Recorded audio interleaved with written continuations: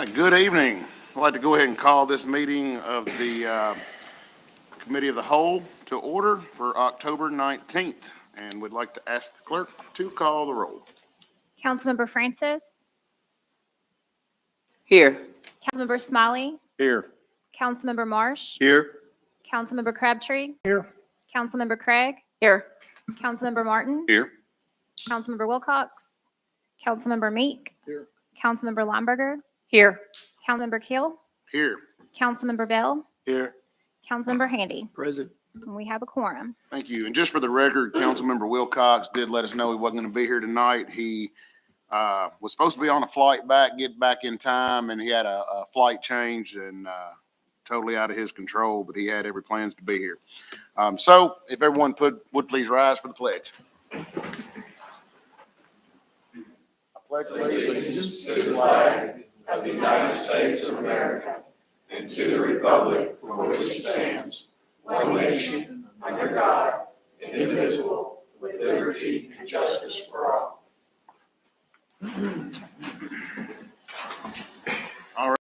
The minutes from the September 14th special called meeting in your packet, and we'll entertain a motion to accept those minutes. So moved. I Second. got Smiley and Martin. Any discussion? All in favor, say aye. Aye. Opposed? Motion carries. So I guess we're going to drop down here to administrative matters for the monthly agency board council appointee reports. And tonight is my night. So really the only board I sit on is the solid waste board. As everybody in this room is aware, we have finally gotten through all of our large debris pickup. Things are kind of finally smoothing out. Just some things going on out there. I don't know if you've noticed, we've got some bid packets out for some equipment. We have had some equipment issues out there, and they're working really hard. The guys out there are working great to get us what we need. So far, seems like everything's going well. So that's about all we got going on out there right now.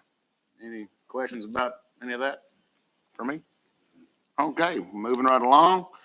The quarterly business list reviews in your packet. Any questions on the business list? Anyone? Nope. No, sir. Okay, and I will call for our quarterly code enforcement report.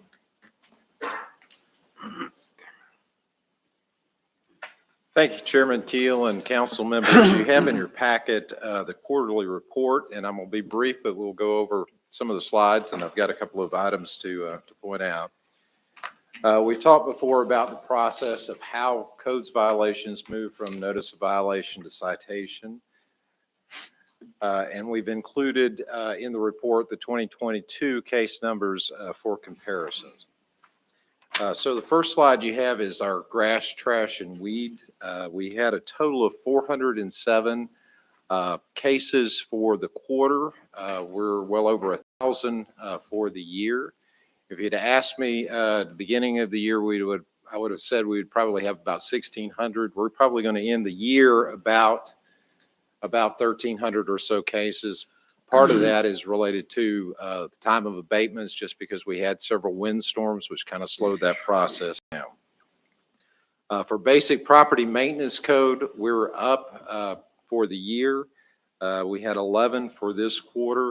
Our basic property maintenance code violations also include our unsafe structures. So far this year, we've had a total of 17. Of those, we've had 4 voluntarily demolished. We've got another 7 in process that will be demolished here very shortly. I-65, this is junk and abandoned vehicles. We're up for the year. We had a total of 9. Flood and drainage, this item, it depends on rainfall. We had a total of 14 for the quarter cases for this category. Usually runs comparable year to year, but for this we had 14 cases. So in all, this shows you where we are from the standpoint of the year. Last year at this time we had 1,176 cases. At this point, or the end of September, we had 1,315 cases. Currently going into October, we're 1,400 plus cases. We're up in every category, grass, trash, and weeds, basic property maintenance code, and I-65 are your junk or abandoned vehicles. Those three categories on the nuisance code probably account for about 90 to 95% of our case load. Wanted to put in this slide to kind of give you an indication of how our cases fall throughout the year. 643 total citations. That's not the case count. That's the number of cases that ended in a citation. And if you recall, we do notice of violation, then citation. Repeat offenders go immediately to citation. But through September, we've had 643 citations. These are cases we take all the way through the process, through the Code Enforcement Board, either as a default judgment or as a hearing. So if you're looking at this, we had 198 one-time offenders. The rest, 2, 3, and 4, 445. That's the number of citations that were issued to the same property for multiple violations. So when we look at our case count, and this is pretty much consistent year to year, 2/3 of our cases, or 2/3 of the citations rather, are for repeat offenders. If you look at 3 offenses or 4 offenses or more, that accounts for approximately half of the citations we handle in a given year. And those numbers that I've got here will increase as we go through because we've still got 3 more months of information to plug in. But approximately half are 3 or 4 or more offenses. That's about 80 to 100 properties that account for over half of our citations. So when we're looking at code enforcement and addressing code enforcement, this is one of the areas that we're going to have to hone in on because this is what's bogging down code enforcement is the repetitive offenders. Finally, this is the breakdown by ward, shows you the distribution. Nothing surprising here. The older areas of our city have higher incidences of cases. As we did last month, Mr. Chairman, we'll send all the council members the detailed report by ward, which shows the breakdown, and we'll try and get that out to you tomorrow, as well as the mapping. Mr. Chairman, if any of the council members have any questions, be happy to answer them. Any questions about the report? Actually, Tom, I do have a question. Yes, sir. On going back to your grass, trash, and weeds, it's on page 6 of our thing.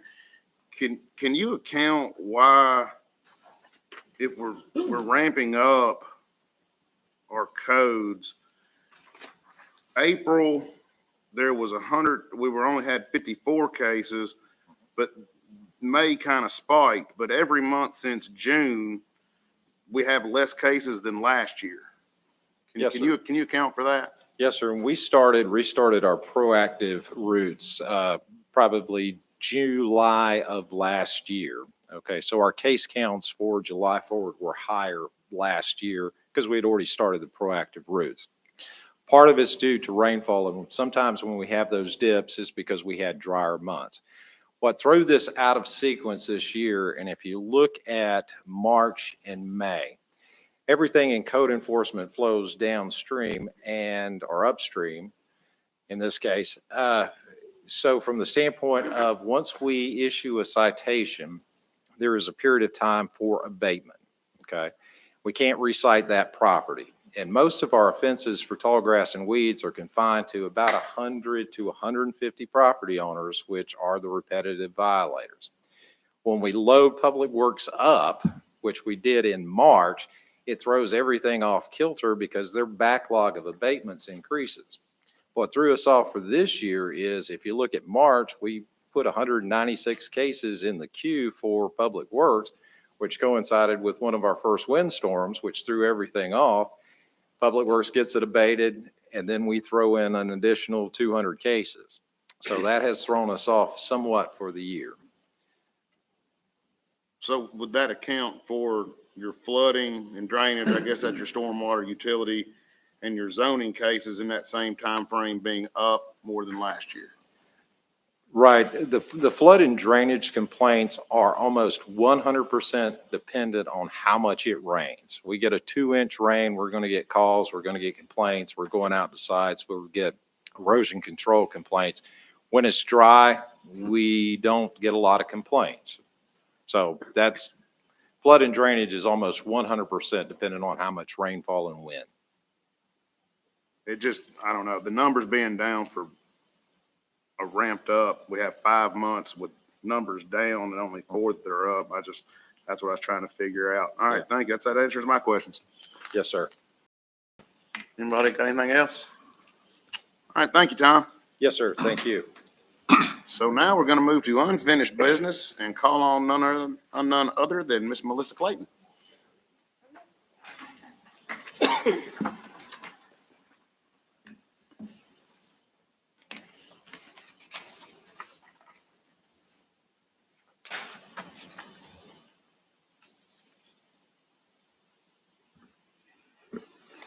All right, good evening. So we're going to talk about code enforcement tonight. And as we mentioned last month, we believe that we would like to make a change. And we feel like code enforcement fits best under the fire department for us. So what the fire prevention department would look like, we would hire a deputy chief of fire prevention. We would move the fire marshal and the deputy fire marshal out from the current fire department into the fire department, the fire prevention department. And then we would hire 4 code enforcement officers and an administrative assistant that would handle the code enforcement board meetings and things like that.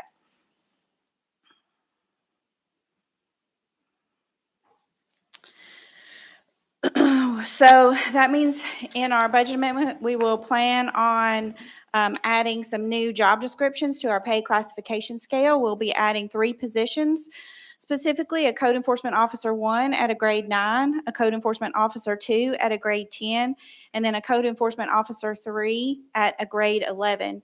And those job descriptions were in your packet. I don't know if I should stop after each slide and ask if you guys have questions about the job descriptions or anything like that. I guess if you have a question throughout this presentation, just stop me and let me know, okay?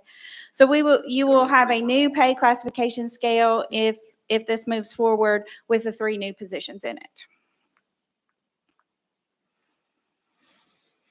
So we're recommending that this transition take place in January. We feel like with nuisance codes, January is a good time because we're not in the busy season. If we waited till the fiscal year in July, that's right in the middle of grass, trash, and weeds. It's a bad time, we feel like, to make a big transition like this. We feel like in January, it's slower paced. We wouldn't have as many cases. It's a good time to make a transition and get everybody lined up and started. So we're recommending that the change take place in January. So we would transfer or hire from the fire department a deputy chief, the fire marshal, the deputy fire marshal. We would transfer or hire 4 code enforcement officers at varying levels of experience and transfer or hire 1 administrative assistant.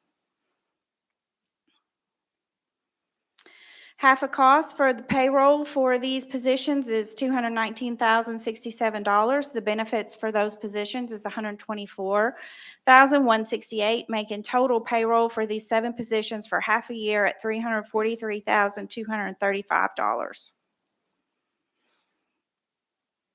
We are recommending an operational budget for the year of around $70,000. Half a year of that is $35,000. We're imagining we're going to need some training, supplies, vehicle maintenance, repairs, gas, uniforms, things like that. So we're recommending an operational budget for half a year of about $35,000. We are expecting some one-time capital costs. We're going to have to buy some computers, some hardware with our new software. They're going to need tablets and things to go out and take pictures with. So computer hardware and software, we are budgeting about $20,000. We would also like to budget to purchase 3 vehicles. Understanding that vehicle purchases right now are about a year out, we would like to get some ordered and planned.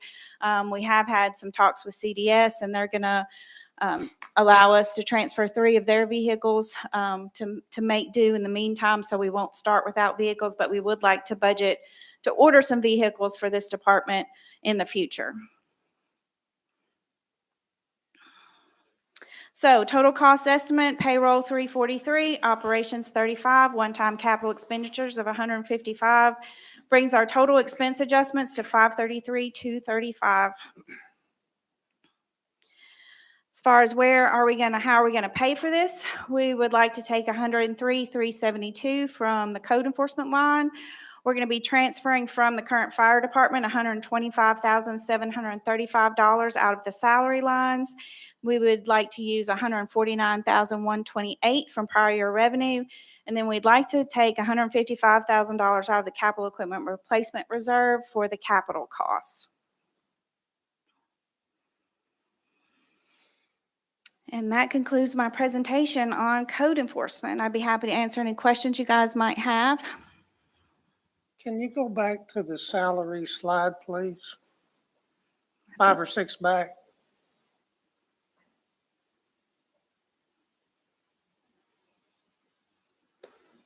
Now, is this just salaries or this is everything? It's everything. So the salaries is $219 for half a year. This is a half a year salary. Right, Yeah. okay. If you include salaries and everything else, what do we pay CDS now for half a year versus what we're looking at here? So the CDS line for code enforcement has nuisance code and part of their building code enforcement and other things in that line item. So the code enforcement line that we're paying CDS right now is $505,000 That's for the year? for the year. Okay. And if you break it out, how much is it? What do you mean if we break it out? Grass, trash and weeds, you know? So there's when we redid CDS's lines this year, there were I could send you a spreadsheet of how it was all broken out last year versus this year. I did not bring that with me That's tonight. okay. If you want me to send that to you, I'd be happy to. That's okay. I think basically out of that, we determined that 298,000, Tom, 298,000 was for their building codes, and that would leave the other 7,000 as your nuisance codes.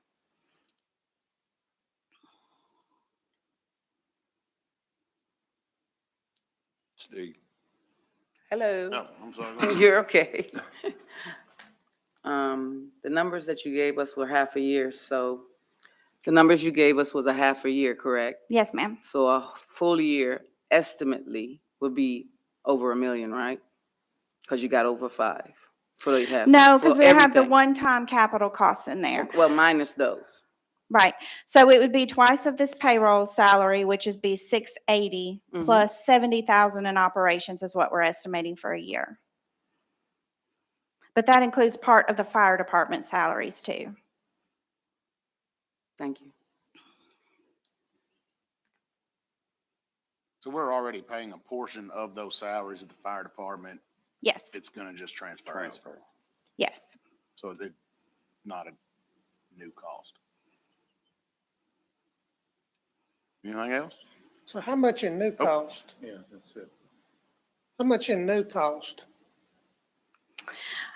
If you take the half a year, what CDS is doing, you take the half of what's coming over from the fire department.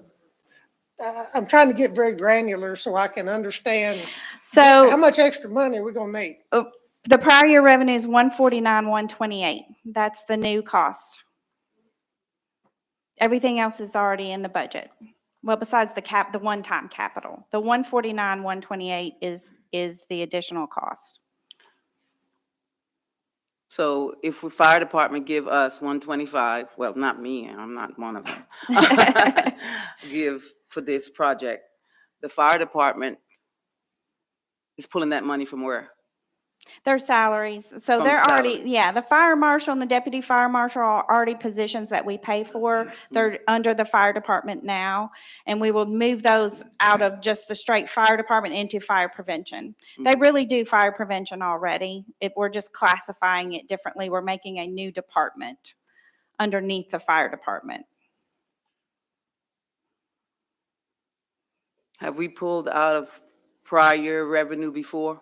Like the 149 that we pulled out since, let's say, January? Yes, we budgeted prior year revenue last year.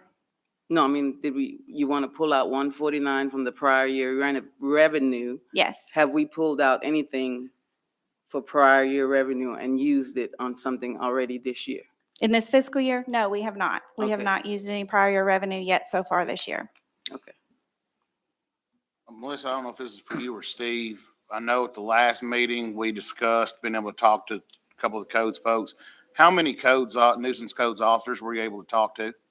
We talked to 3 employees from. 3 employees? CDS currently, Okay, yes. but as far as nuisance code officers, how many did you 2. talk to? 2? Yes. Okay, so our current budget is 505,000 for codes at CDS. Is that correct? Is that what you said? That's correct. And we're getting 2 nuisance codes officers out of that? Is that who you talked to? I talked to 2. yeah. Thank you. Only question I have. Anybody got anything else? Mm-hmm.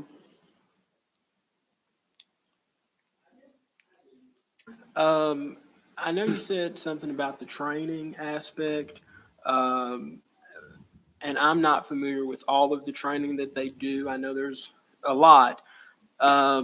Is there a waiting period? Let's say you've got 4, in one of those slides, you said you were hiring a total of 4 officers, right? We would like to, yes. Okay. So with that training, let's say the folks that don't want to come over, what's the training look like? Is there a grace period? Is there a waiting period while they get certified? I'm gonna let Chief How does answer that. work? Yes.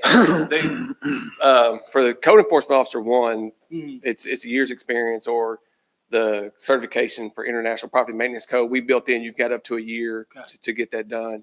There is a program in Tennessee where we could send them, it's a week long, Okay. and they receive that certification in that training in that week. It's a code enforcement, basically it's a class down there for a week long. Okay. Okay. Thank you.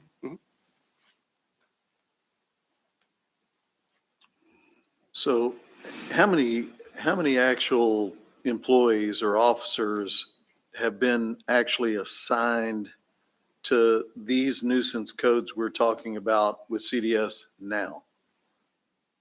Tom, can you answer that? Just a number?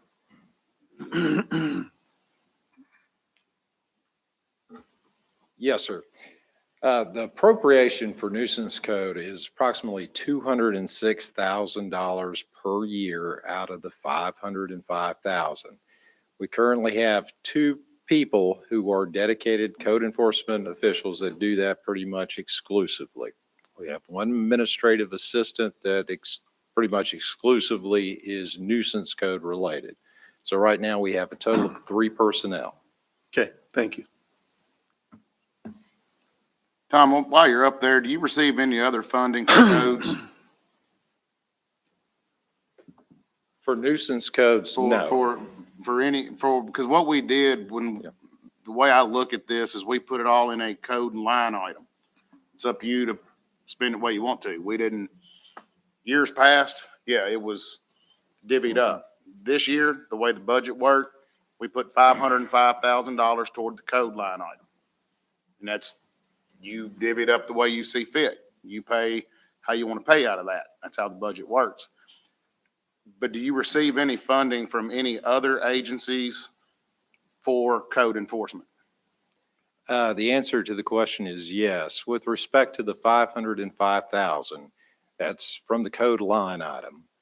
The nuisance code piece of that only accounted for $162,000. But my question Yes, sir. is, do you receive funding from any other agencies? And if so, how much? Yes, sir. We receive funding through the county through building permitting fees, which typically run anywhere from $10,000 to $30,000. How much did per you year. make on building permits last year?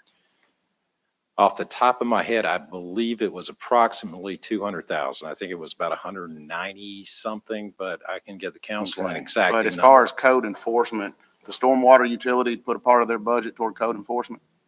That is correct. How much?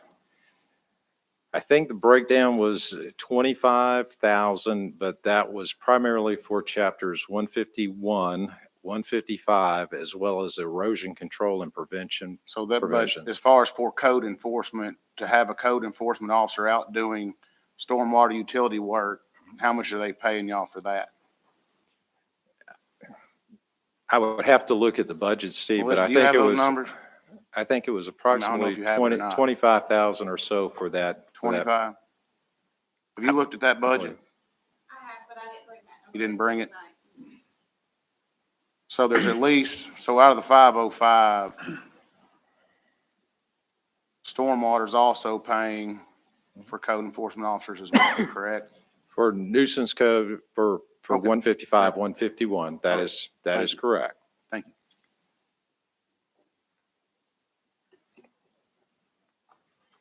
So there's more than the 505. I guess that's what I'm going with. So there's the 505 plus other things that are going on. So that's, I'm just trying to figure the numbers out.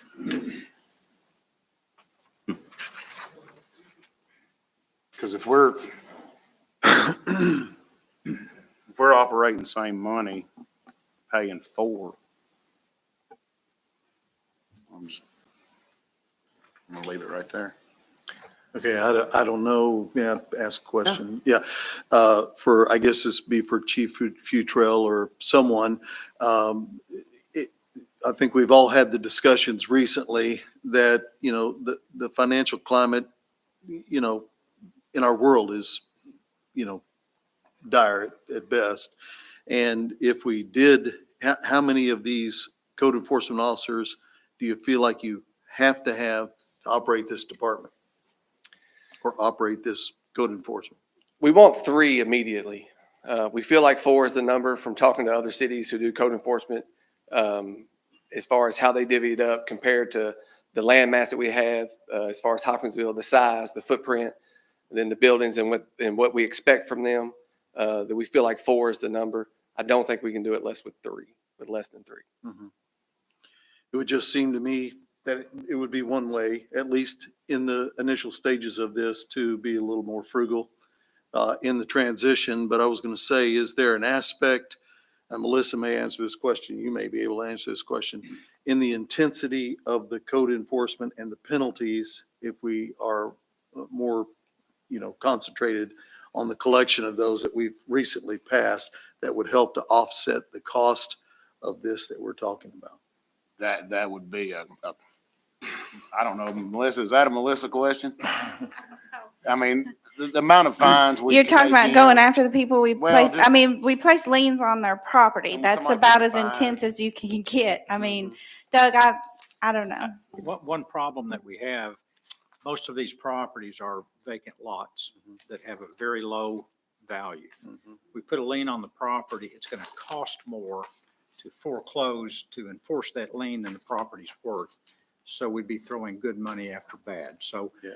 basic property maintenance code violations may be different because you've got a structure there, and we may be able to foreclose on those liens easier, and it may make more sense to go after those first. But as far as the vacant lots, the main thing that we would be doing would be just to try to get those lots back into productive use. Mhm. But that really wouldn't be for nuisance, grass, trash, weeds enforcement at all, would it?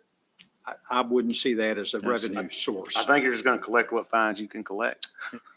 Put it back in there. True. Right. We collect what fines we can collect and we wait for the property to sell or, something, and then collect our money off of when it sells. That's what we do. Yeah, sure. Travis? Tom, has your CDS board, have they taken a vote as far as giving up the grass, trash, and weeds in favor or against? No, sir, they have not. Okay. They have not. The position that CDS has is that we're doing the job and we'll continue as long as the city wants us to. But at the same time, it's a call for the mayor and the council as far as if the city wants to transition the activity. I think we were told they did take a vote. No, sir, they have not taken a vote. Interesting.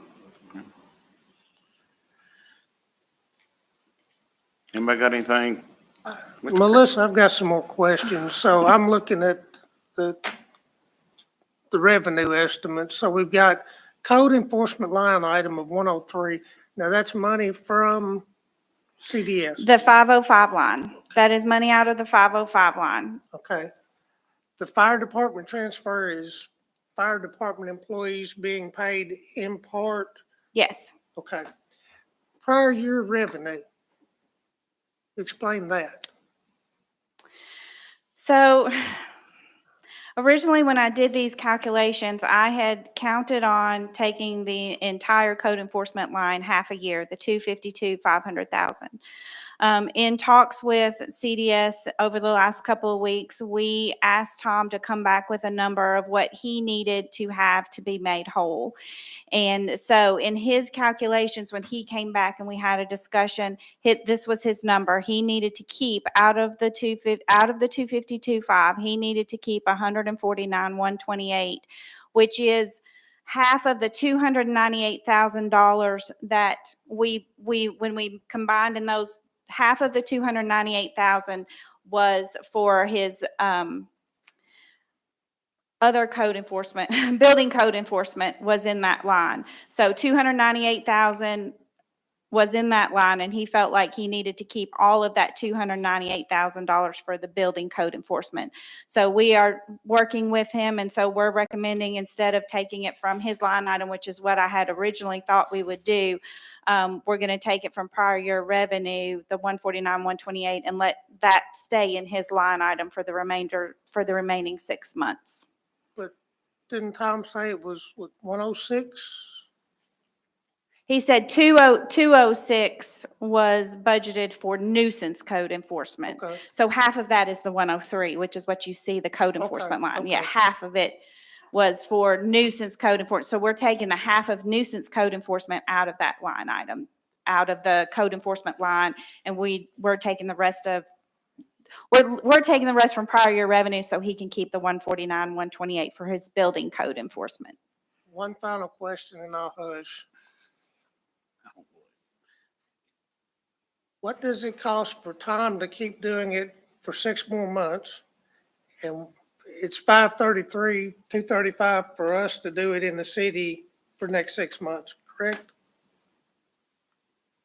Well, I guess there's also the capital in there too. Right. I mean, if he kept doing it for 6 months, it would save us 149,128, what we're going to Okay. take out of the prior year Okay, revenue. Okay. Yeah.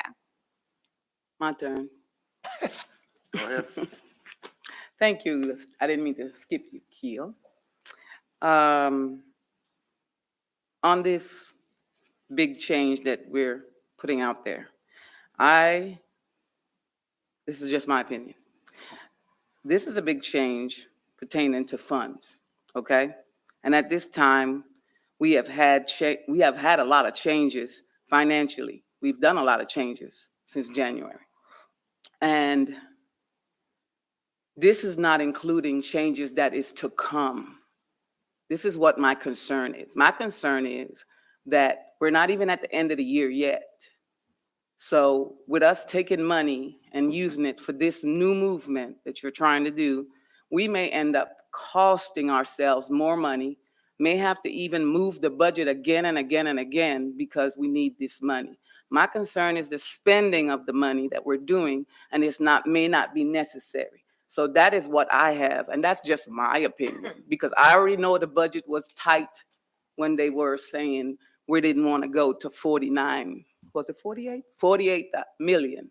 And then we changed it to the 48 million, and now we're over the 48, we're 48.7 or something like that.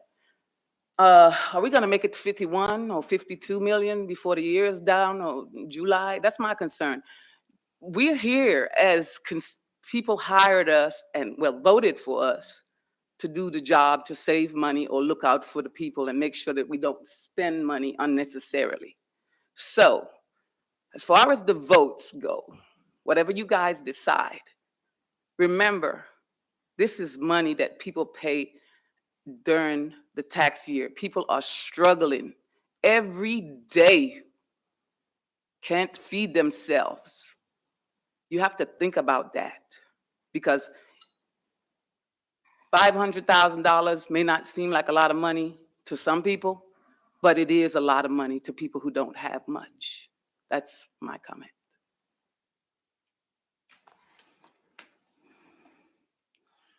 Concerning the comment that you made a second ago, we weren't planning on implementing this until January anyway, is that right? That's correct. Yeah, so it's, I want to throw something out. We've sat here, we've talked a lot around this table tonight about money. Money needs to be spent here, money needs to be spent there. Honestly, if I look at the money, the city's probably going to do it cheaper than the 505 when we get right down to it. I also question the $200,000 of building code money. That's up to CDS. They're getting that. They can do what they want to with it. Talking about money, last year at budget time, CDS had a almost $900,000 surplus at the same time. But I want to get off of money for just a second and ask around this table, how many of y'all have gotten in your vehicle and driven through Hopkinsville? And I'm not talking about Fort Campbell Boulevard. I'm not talking about Walnut Street, 7th Street, Springmont Drive, where I grew up, South Main Street, where I live now. I'm not talking about Moreland Drive. I'll name you every road in my ward. I'm talking about the day me and Councilmember Meade drove over to West Side, and I sat on the front porch with a woman named Miss Lewis. Had a very nicely kept house. And right across the street from her nicely kept house, I got pictures on my phone of two houses. One of them don't have a roof on it. Hadn't been tagged.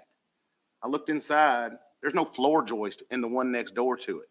But there's plenty of wrappers and boxes and stuff where people are squatting in it. And I think, what are we doing for Miss Lewis? I don't think Miss Lewis is that worried. Is it going to cost us an extra $10,000 or $15,000? When I drove through areas of Dirt Avenue, Terry was with me. I drove into Tanglewood Drive and saw things. It doesn't matter where you're at, because what we're talking about is we got two code officers. We're splitting time. We're doing stormwater utility work. We're doing zoning work. We're wearing so many hats that the ones that are actually suffering, I won't say suffering. I know where most everyone at this table lives. Okay, been to your houses, been by them. We all live in decent neighborhoods. I know there was a house that burned down behind me. I called. 5 months later, we got it taken care of.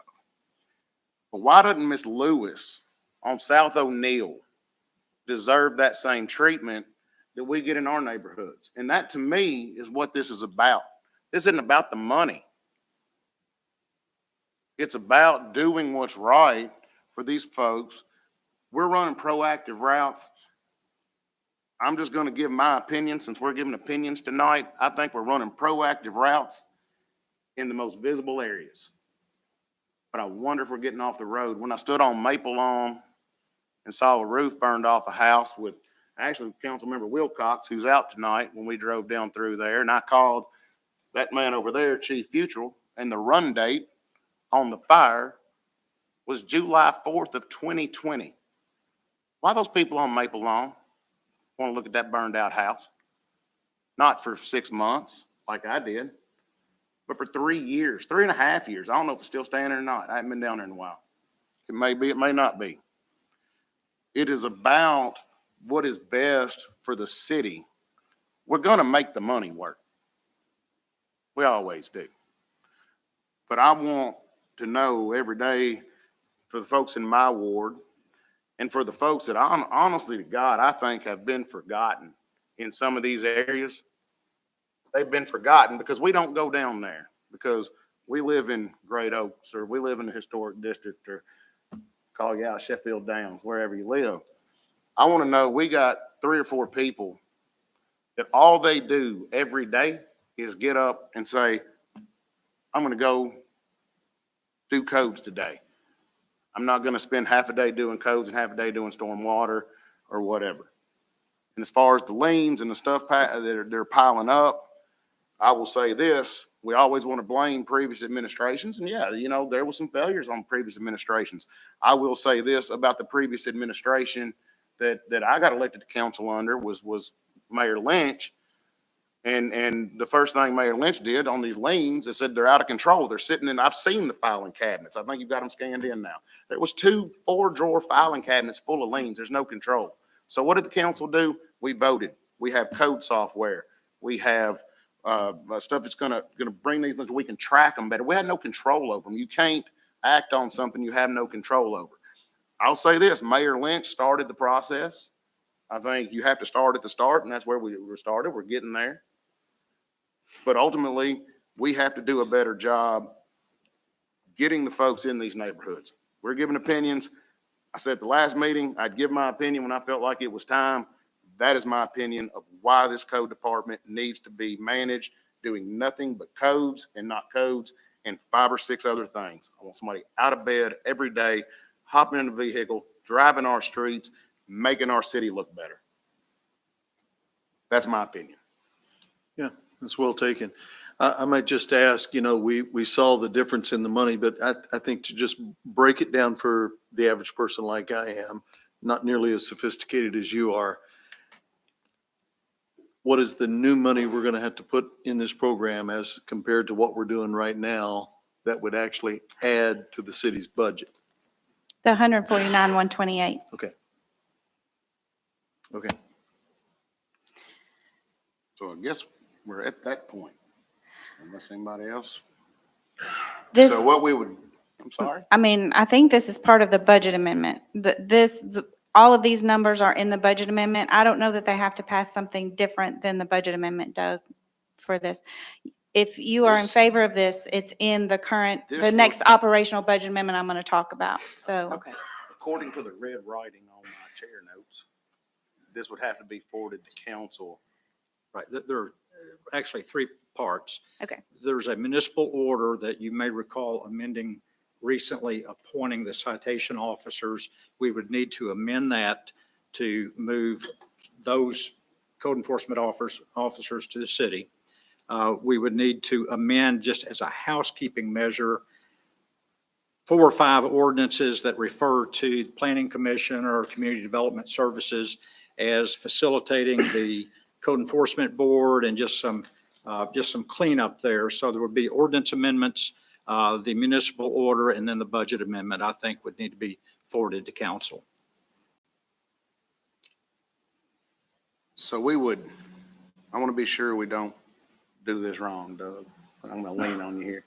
So for the presentation just given, we will forward that, and then the operational budget, because you're next up under new business, that's what is going to fund that, correct? Yes, So we pass that to council, then we do the operation budget.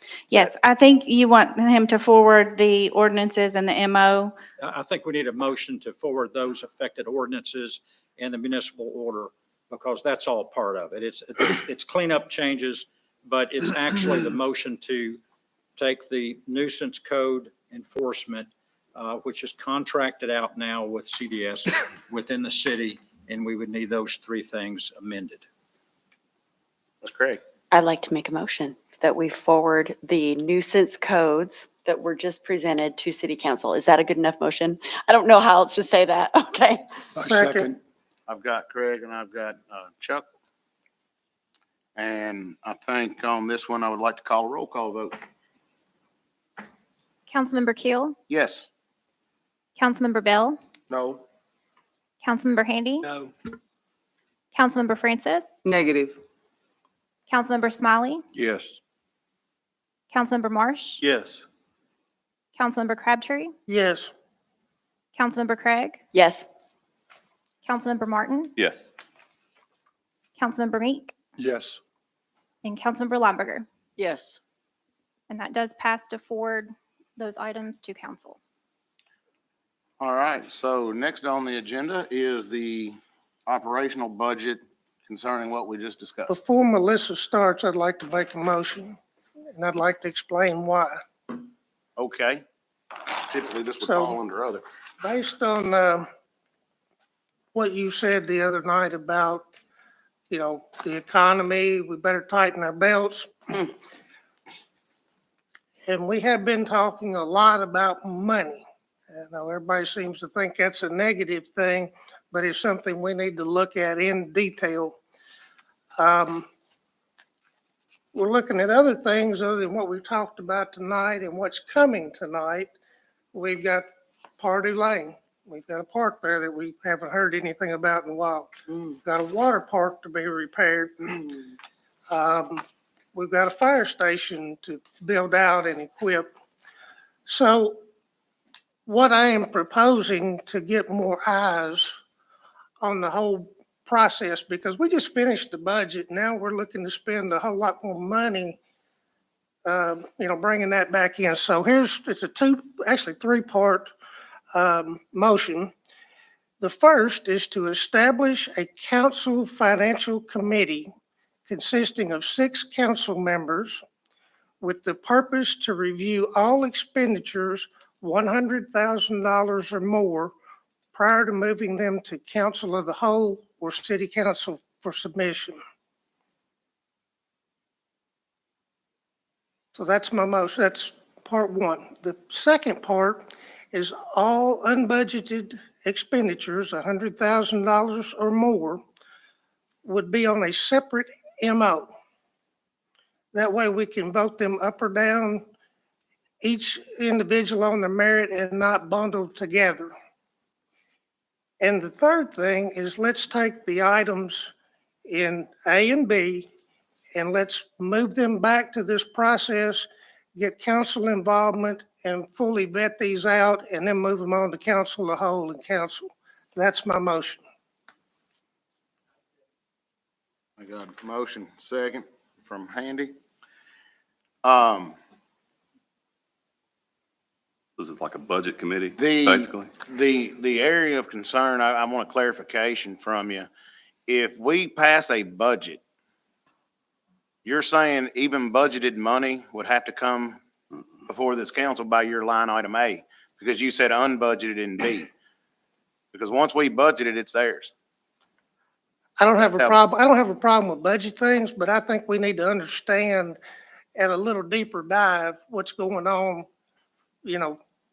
outside the budget, the new things that have been added. So basically if we pass the budget, we pass the budget. I mean, I'm not gonna sit up here and micromanage every department. If we passed it, and what I'm saying is if at the time of the budget, they present the budget, we pass the budget. What you're talking about is like the amendments, any amendment. We just went through the budget cycle. Now we're needing new stuff. 1.7 mil? And you're right, we do. And we, on Monday and Tuesday, sent a lot of emails and got a lot of answers and got a lot of explanation for everything They in that the they budget? needed. Are they in the budget? No. Were they in the budget? The capital reserve is never in the budget. That's why it's a budget. That's Then why it's a we need to have reserve. our eyes on it. We do. That you. We do. I We asked think questions, they council gave needs us to answers. review that. Okay, I think it needs to do a deeper dive. can I say something? So I get what you're saying, I really do, but my thought process is it still has to be approved by this body. So if there is an expenditure like we just had with the fire department needing an additional vehicle or additional truck, that was obviously a huge expense, but I still feel that we still had our eyes on it because we still had to learn more about it and approve it. I'm just not so sure we need an additional committee to do that because we're still able to discuss each of these items here in this forum. But that's how, I don't know. I'm kind of going back to what Steve said. I feel like that kind of makes us trying to micromanage the money for the city, and I'm just not sure that's necessary because we still ultimately have to vote on it. Just my thought. Motion's on the floor. There is a motion on the floor. So. Yeah, point of order, point of Go ahead. order. Would this be considered new business or something that should be This- contained in well, I the would have section assumed called this other? would've- I'm not opposed to the amendment, This not opposed probably to would've making gone the under amendment in the other. second. It really should have I'm just gone under wondering other. if we should Yeah, hold but it. for a timing moment. wise, it probably was where Well, it needed to go. Well, I understand that, but what you're wanting to do is we have an agenda and you're wanting to go like retroactive. You have a motion and a second. I've got a on the motion floor. and a second on the floor.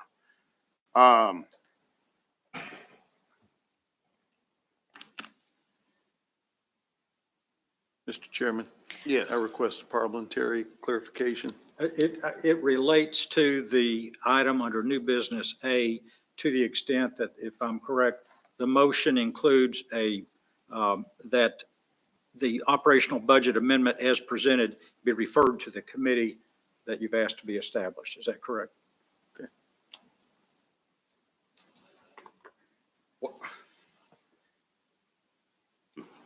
I guess where I'm at is if we want to discuss, I think that is something that needs to be further discussed, my opinion, and started not after we asked Chief Usual, Chief Newbie, Melissa, went out of their way. We had questions about what was on there, the answers given. I'm just telling you, I don't have I think if we need to form like a future funding, something similar to that again, that's fine. I don't think everything that's been brought to us tonight necessarily fits. That's my opinion, but we'll put the thing to a vote. Anybody got anything else? What about, it? So we just signed a contract on a Yeah, fire truck. Yeah. This would, because that's what that's happens my there? That's my concern. And then you've got 70,000 in body cameras that we need tomorrow. Yeah. But that 70,000 is below his threshold. That's true. He's And- talking about 100,000. And my next question is this, Chief Newbie, you back there still? Yes. Can you stand up so I can see? You got needed police vehicles, correct? I'm sorry? You have needed police vehicles that were on this, correct? Correct. How long does it take to get a vehicle? Well, the Tahoes that we just got in June, it took about a year and a half for those to come in. We're looking at the, what is it, the Durango is what you told Durangos. us?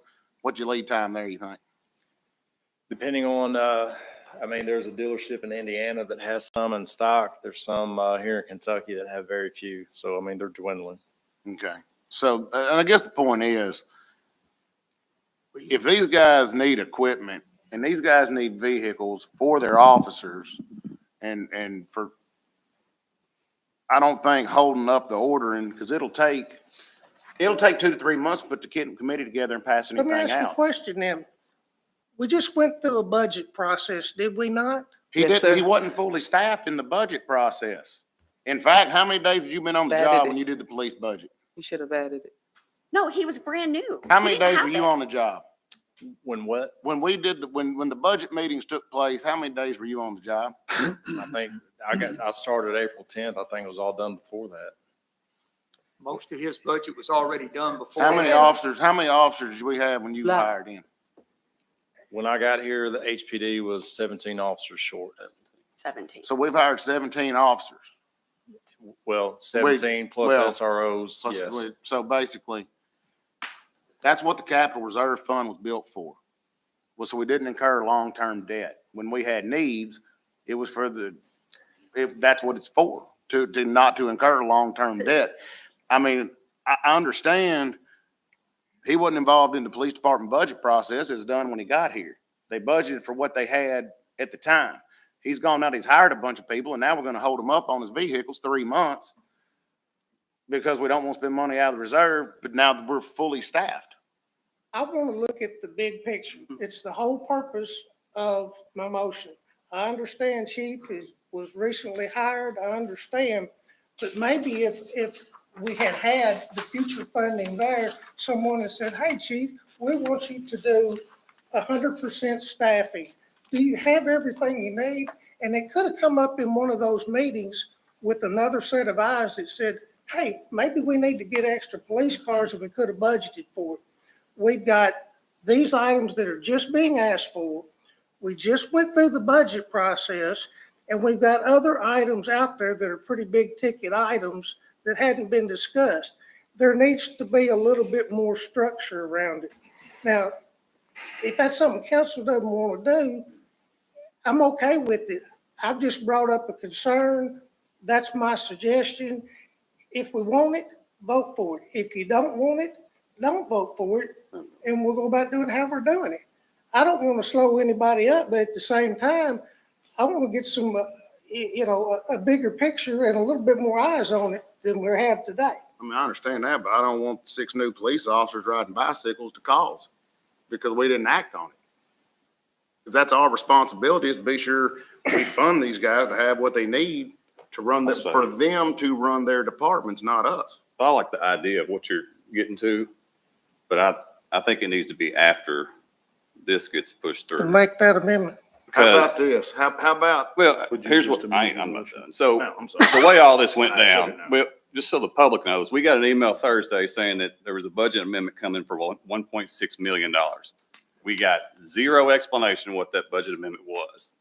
So Monday, we started asking questions. So it was like we were given something, but we weren't given the information. So we were just supposed to come in here, rubber stamp it and go on. So I don't think that's going to happen in the future. No, I don't think so. So I like what Chuck is putting together as far as getting more eyes on it. But I think it needs to be after we get through this. Just my opinion. let me ask this. What if we put forming that committee on the November committee of the whole and discuss it where we've all had time to think about it, and it didn't, because basically what we asked them not to do, which is drop it on us and give us 2 minutes to think about it, that's what just got done here. I mean, this would give us time to discuss this and look at all angles, because I mean, we send emails, they send answers. I don't know what else they can do for us. I think the department heads did great. I'm just not Department sure. heads did a great job. I'm not sure who dropped the ball. And, you know, How do you feel about that, moving it to November? Motions on the I floor. think we need to have additional eyes on things. I know we have city business to conduct and run, and I understand that. But 3.5 months after we done the budget, we're asking for a lot of darn money. and I'm sure Chief Futrell didn't plan on blowing up a fire truck when he did the budget. That's what the capital don't reserve, disagree. that's why the capital reserve is there. If, you know, we did a budget, if a month later his fire truck blows up, I mean, what are we gonna do? Just sit on our hands or say we saved, what do we have in there? $2.5 million. We did our job. We kept money in the reserve that way we're not going and bonding money for a fire truck. It's working the way it's supposed to work. I mean, vehicles We blow can up. sit here all night and argue. Well, that's why I think we need to move in November. But there's already a motion on the floor, Yes. unless you amend it. So let me do this. You agree to put this on November Committee of the Whole as an item for discussion. I'll pull my motion. Do it right now, please. It is. I have a statement to make right quick. I understand that you guys are in need of things because of things you didn't plan ahead of. I'm just going with past performance and future performance, because they always say what you do in the past, you'll do in the future. I am saying that our first 6 months as city council, we did several amendments, and the amendments added up to about $2 million. Is that right? I don't remember. Okay. So as far as my memory is, I may be incorrect, but I think my memory is right, that we did an amendment. We did several amendments in January, and January to July. And the budget was 42 million from the finishing of the year. And then we ended up being 44 million by the end of July, when, you know, the budget was over. So we actually did need another 2 million from from January to when the budget was over. My concern is that we spent $2 million extra in them 6 months, and then we got this last 6 months to go, and we're already at the 2 million, and we still have October is almost done. November and December, we still got 2 more months to go.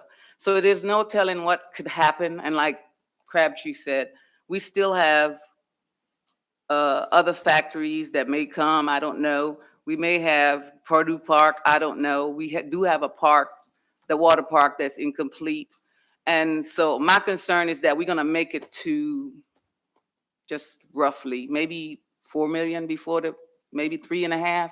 So I'm just saying that I understand, can we just split it up, some of these financing, some of these things that we need? I don't know if we can or not. I'm not the one to come up with that idea, but I'm thinking that we're being bombarded a lot. And if you add up January to July, and then you add up, say, 3 million we'll spend before the year's out, that's $5 million in 1 year that we had to do an adjustment in the budget. And it may be small figures, but I've been city council now for a little bit, not too long, and Amy and Jason's been there longer than me, but I have never seen this much of a jump in budgets going changes in 1 year. Go ahead. We traditionally do a budget amendment every quarter. So last year we did 4. So this is the second quarter's budget amendment. We won't bring another one. Hopefully, last year we brought one in February or March, and then we do our end of year cleanup budget.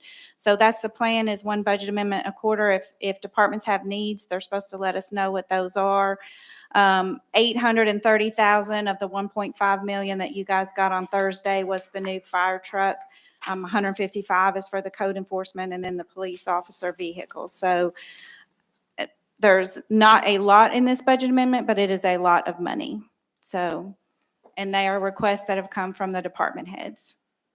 If you guys would, I'm all open. I guarantee you the message has been received, and you guys will receive fair warning and advance notice from me from here on out. I may bombard you too much with information, but y'all won't, No. it won't happen again.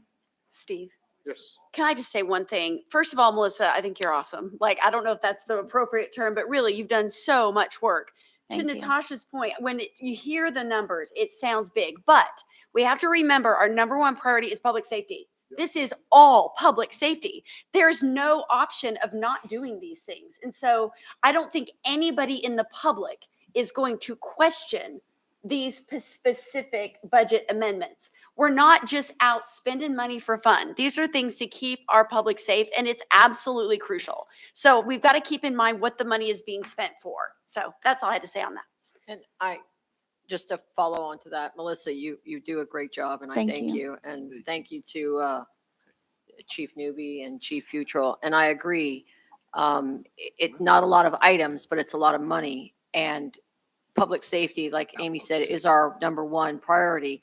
And if we didn't get equipment for our first responders and our LEOs, and something catastrophic happened, then you have a black eye because you didn't do what you could have done.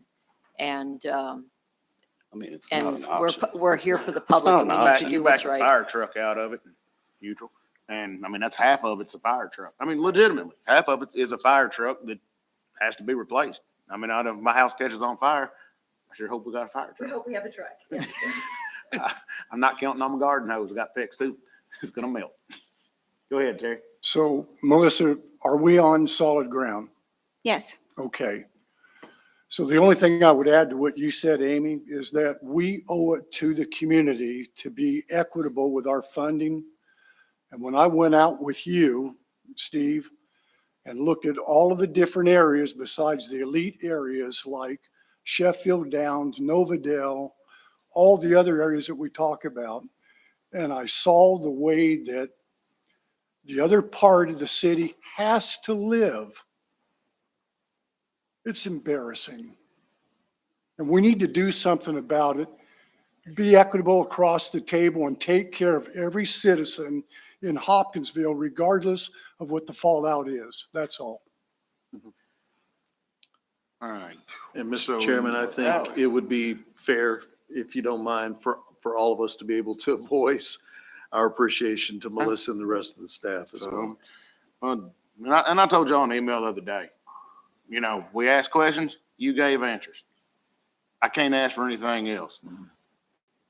This guy over here on the corner picked up the phone. That guy sitting down in front picked up the phone. We had a great conversation. Brought up the, you know, the need for the not hot seat in the cars and those things. Made sure it got out to everybody. I didn't want to have that conversation. Everybody else didn't hear it. Guys, I can't ask for, you know, I don't care if you buy an Explorer or Durango. Just keep the price about the same, man. I don't care what you drive. I just hope you're not chasing me in it. So with that being said, Chuck has withdrawn the motion. So we need to move now down to new business, which is item 7A. And that's going to be the operational budget amendment. So we've I like- really, Yeah. sorry. Go ahead. Oh, we've really got three things, or do you want to, we got three things in this budget amendment. I need $50,000 more for our liability insurance. It's come in higher than expected. We have the capital budget line item request, which is $1,581,893, which Gary's going to go over all those items if you guys still want to talk about them all. And then the last part of our operational budget amendment is the code enforcement lines, and of that prior year revenue, 149,128 again is for the code enforcement. So those are the three items in this operational budget amendment, and I'd be happy to answer any more questions. Got any questions on this? I want to make a motion that we forward this on to council with the following changes. Change the prior year revenue figure from $1,731,021 to $1,581,893,000. And then the agency code enforcement line from 103,372 to $252,500. What's That's your my motion. Got a Second. motion on the floor, second by Ms. Craig. So Doug, all we're doing here, we make that and just send it on as Forward it amended. to council. Report it to council as amended. All in favor, say aye. Aye. Any opposed? Motion carries. So now we are going to go to item B. And I think I get to call on somebody new today. Mr. Gary Rubaugh. Where you at, Gary? Man, I tell you what, man, you don't look too happy walking up there tonight. Huh? You got the chief behind you. You're okay. I don't know if you know, but you might not have seen this capital budget, but I thought I'd present it to you. All right, for the capital budget, there was the prior year capital revenue, equipment reserve, I'm sorry, for $1,581,893, I'm sorry. And then the capital insurance proceeds, which is $13,107. All that is money that we've received for insurance for totaled vehicles. The breakdown of the expenses, HPD vehicles and equipment, $465,000. That's for police vehicles with all equipment times 6. The HPD body cameras for $70,000. That's body cameras times 19. The Hopkinsville Fire Department, might have heard they need a new engine on Unit 123. That's 75,000 of the 905. And then there's a new fire truck for 830, which, then for the Hopkinsville Fire Prevention Department, the vehicles and equipment that were discussed earlier, the 135,000, along with the Hopkinsville Fire Prevention Department computer equipment, which was broke down earlier as well. Are there any questions? I think this has been covered pretty well. I think we I hit kind of it. thought so, but I'm just gonna do this. If anybody has any questions, I think that horse is getting kind of. I think we've answered them. So, I'll entertain a motion. So move. Second. I got Smiley and Craig. All in favor, say aye. Aye. Any opposed? No. thank you. All right, so now we're gonna call on, our masks ordinance change here. Mr. Willen, your time in the spotlight. Thank you. This was requested by Chief Newby, and he's got a memo on page 28 of your packet that includes a proposed ordinance. And I have put in your packet on page, wait a minute, that was It'll be 25, 26. 26. Or is the- 28. Yeah, It's numbered.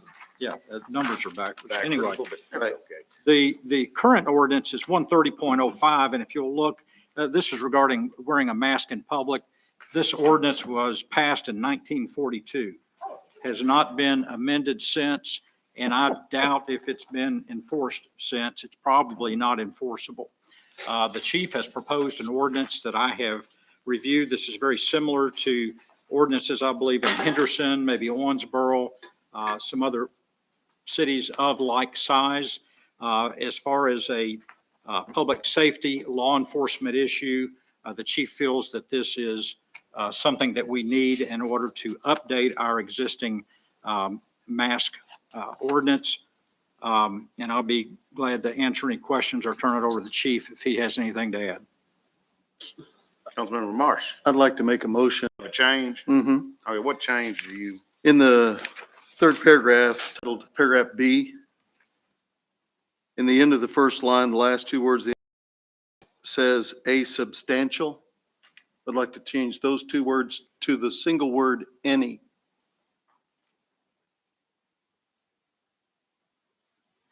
Why? I'm just trying to understand, sorry. Well, that. No person shall. Mr. Willen can explain this, but as I understood this, the provision of paragraph B, as opposed to the other paragraphs below it, which describe why masks might be worn, the provision of paragraph B says so as to conceal their identity. I don't have a problem with it, and I discussed it with Chief. He doesn't either. I think actually that may make that easier to enforce. It takes out the subjective language of Okay. substantial. Okay. So I think it may clean it up a little bit, and I think it's a good amendment. Okay. The other change I would like to make is in the paragraph C, subsection 1, where it says 16 years of age. Chief Newby is the one that sent this memo, and I wouldn't, contradict him for anything. He knows what he can enforce, but I would like to consider, because 16-year-olds are so big that they look like 25-year-olds to me. That's true. And with someone with a mask on, I'm not sure you could tell the difference. I'd like to reduce that age to the age 12. What? No, he's saying anyone under the age of 12 is exempt from this rule. So if you are, Thought he yeah, was so saying if the you are, other way. old- yeah, so, Okay. Okay. see what I mean? Yeah. Okay. So children, whatever, this is more about, Lowering the age. Mhm. Okay. Yeah.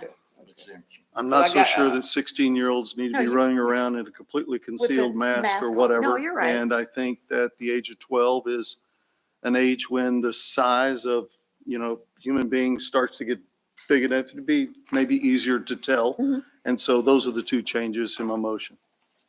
Second that. all right, we got a motion and a second on the amended. So just to be sure we know what we're doing here, under B, it says mask or device whereby, and we're going to change a substantial to any. Mhm. And then under C, item 1, any person under the age of 12 is exempt, 12 and under. All right. Everybody good? When it say hoods, what is hoods referring to, like a hoodie, or has it got to be a covering hood? It would be a hood that would conceal your face.